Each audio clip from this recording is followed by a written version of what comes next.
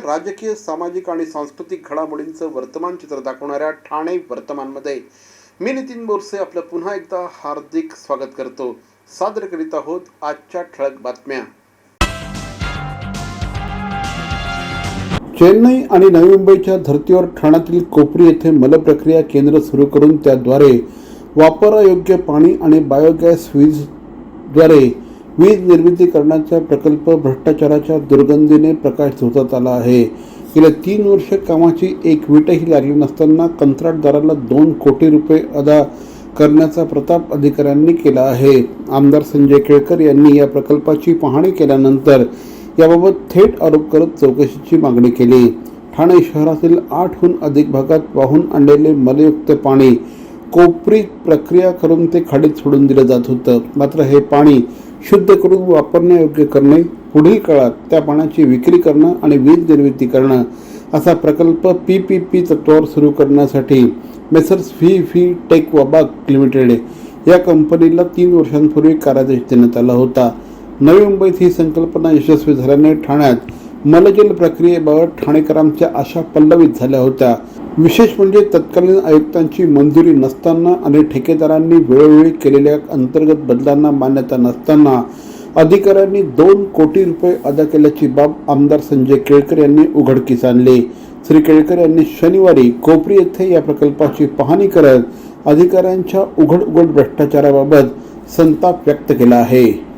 नियोजन शून्यतेचा अभाव किती असू शकतो आणि लूट की छूट कशी असू शकते याचं हे ज्वलंत उदाहरण आहे अधिकाऱ्यांनी दाखवलेलं.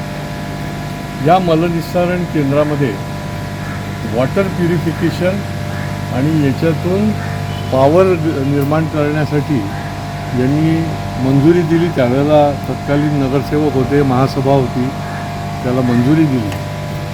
21 साली याची वर्क ऑर्डर निघाली या कामाची आणि आज जर बघितलं तर आता गेली 3 वर्ष झाली.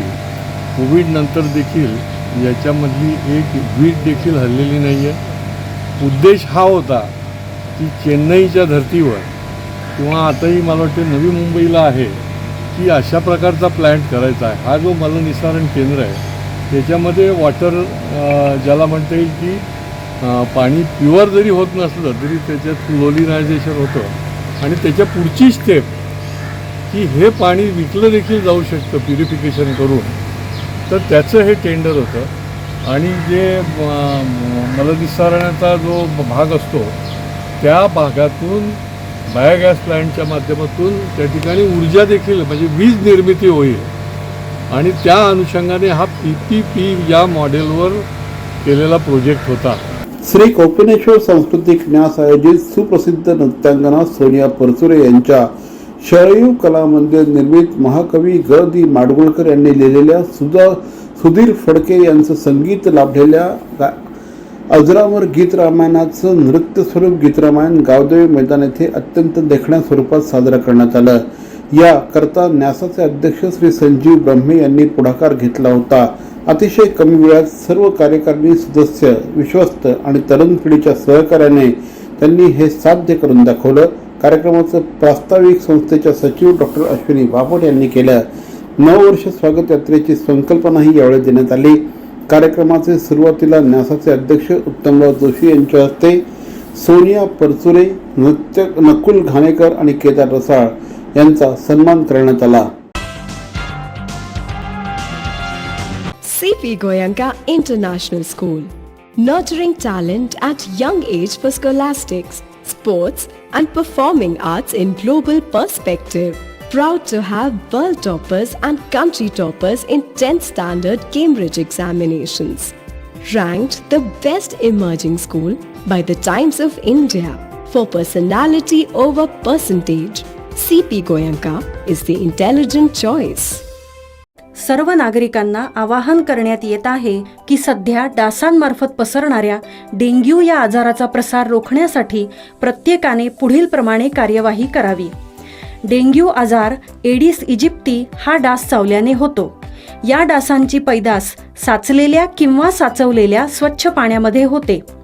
8 दिवसांपेक्षा जास्त दिवस पाणी उघडे व साचून राहिल्यास त्यात डास अंडी घालतात अंड्यांच्या अळ्या तयार होऊन पुढे डास तयार होतात.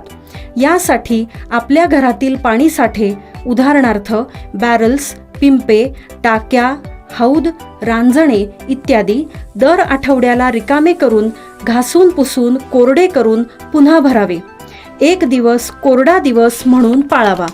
पाणी साठ्यांना घट्ट झाकणे बसवावीत किंवा जुनी साडी, चादर, धोतर यांनी बांधून झाकून ठेवावीत, म्हणजे डास त्यात जाऊन अंडी घालणार नाहीत. घराच्या गच्चीवर, आजूबाजूला, अंगणात कोठेही पाणी साचू देऊ नये. भंगार सामान उघड्यावर टाकू नये. उदाहरणार्थ टायर्स, प्लास्टिक सामान, कुंड्या, टाकाऊ वस्तू इत्यादी. अशा सामानात पावसाचे पाणी साठून त्यात डेंग्यूच्या डासांची पैदास होते. घरातील कूलर्स, फ्रीजच्या पाठीमागील ट्रे हे देखील वेळोवेळी कोरडे करावेत. लक्षात ठेवा, नुसत्या फवारणीने डास घनता कमी होत नाही, तर त्यासाठी डास पैदास ठिकाणे नष्ट करणे ही आपल्या सर्वांची जबाबदारी आहे. कोणताही ताप अंगावर न काढता जवळच्या शासकीय रुग्णालयात मोफत औषधोपचार घ्या. अशा प्रकारे नागरिकांनी सहकार्य केल्यास डेंग्यूचा प्रसार रोखणे सहज शक्य आहे.